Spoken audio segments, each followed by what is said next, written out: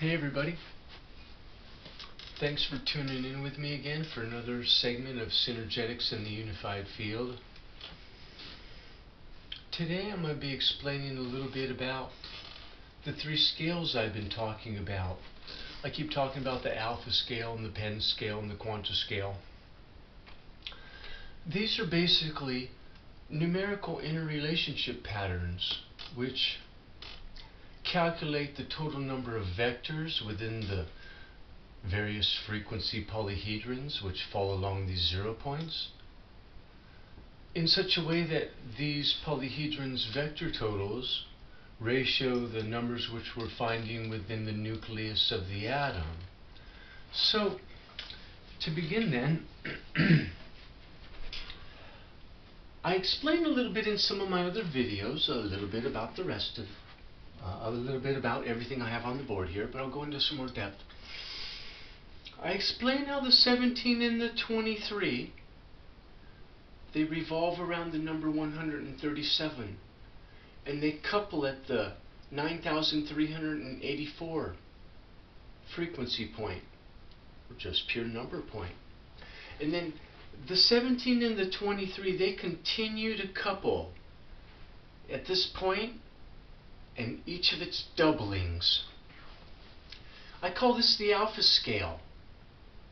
The first measure on the alpha scale vector count, which I point out in another video, is when we fractionate 1/137th of the angular momentum from 137, and we get 136, and that 136 frequency tetrahedron has exactly 9,384 times 137 times 2 vectors.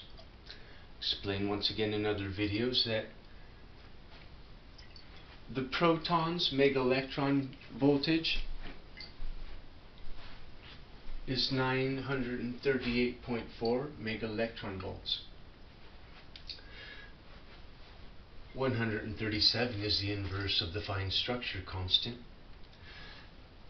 My next scale I haven't discussed much in my other videos. It's called the Penn scale. Proton, electron, neutrons, what that stands for. 17 and the 23 also couple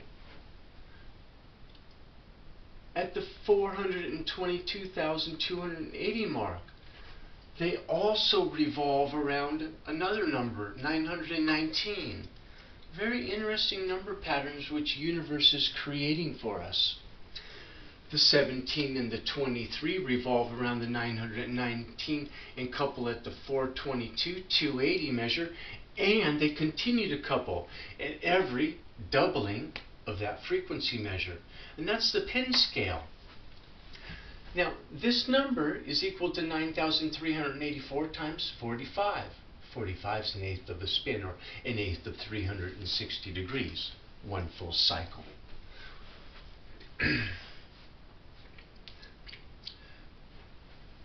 When you fractionate 1/919th of the angular momentum off of 919, you get the 918 frequency tetrahedron, and this has a total number of vectors which equals 9,384 times 45 times 1,838. Notice how we're just starting to get close to that neutrons ratio of 1,838.5.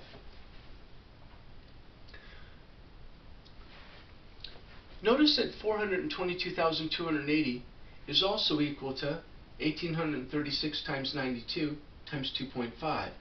1,836 is the ratio of the proton compared to the electron as a ratio or mass of 1. 92 is the total number of electrons in uranium. 92 is the total number of protons in uranium. It's the total number of naturally regenerative chemical elements. 2.5 is the pre-time and precise volume of the vector equilibrium. I'll talk more about that when I begin explaining synergetics. I'll do some more lectures starting at the beginning explaining synergetics. So we're seeing some interesting number patterns here then. We've got 17 and 23 coupling around two numbers, 137 and 919, and displaying some interesting numerical patterns regarding the total number of vectorial interconnections which exist between the total number of closest packed unit radius spheres, or tensional centers, which exist in these polyhedrons. We'll remember that in the 17 frequency polyhedron that we spoke about in the last lecture, ratios 613 and 612 with 919 and 918 as a total number of spheres or vectors and volumes on the squares, planes, the triangular planes, and the hexagonal planes within these polyhedral structures. And we'll recall that these then create the ratio between the rest masses of the electron, proton, and neutron, which when the rest mass of the electron is 1, the proton ratio is at approximately 1836 compared to that, and the neutron ratio is at 1838.5 compared to that. As we recall that, we'll notice now then that the 613 and the 919 revolve around 3,677, and they couple at 6,760,164. This is the first 0 point, because this is where these numbers come to 0, as I explained in my other videos. So this 0 point of my quantiscale shows that when I ratio and fractionate 1/3677th of the angular momentum off of this polyhedron, I obtain 3,676, and that frequency tetrahedron has exactly 49,714,246,056 vectors interconnecting its total number of closest packed unit radius spheres, or getting rid of those spheres, those tensional embracement fields which interconnect those vectors. That total number of vectors is equal to 1838.5, the neutron, times 2 to the second power minus 1, the electron, times 1838.5, which is the neutron, times 2. That's equal to 49,714,246,056 vectors. That's also equal, as we transform that from particle physics into quantum mechanics and relativity theory, and find structure constant and Planck's constant, we see that it equals Planck's constant times 10 to the 40 plus the inverse of the fine structure constant times 10 to the third minus the proton's mass of 1836.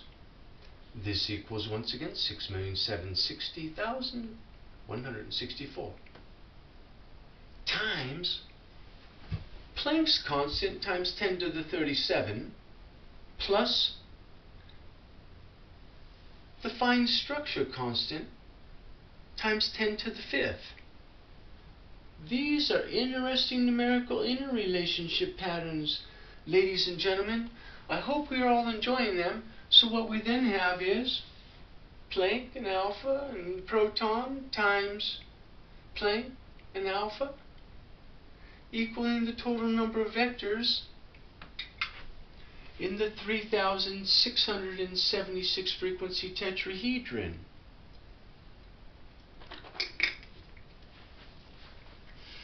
Now,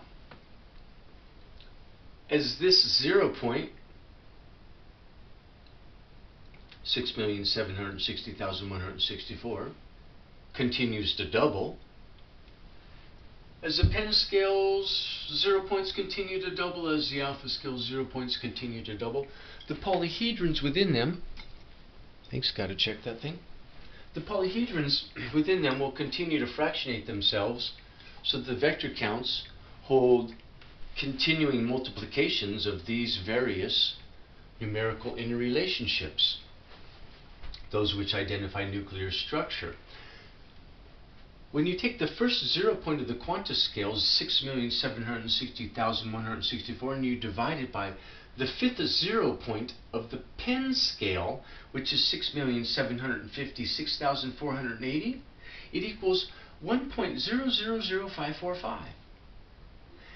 So this is a difference of 0.000545, which is electrons' atomic mass unit. This shows how the two scales, as they double themselves to infinity, continue to ratio this measure ad infinitum, always being capable of ratioing one electron's mass between them.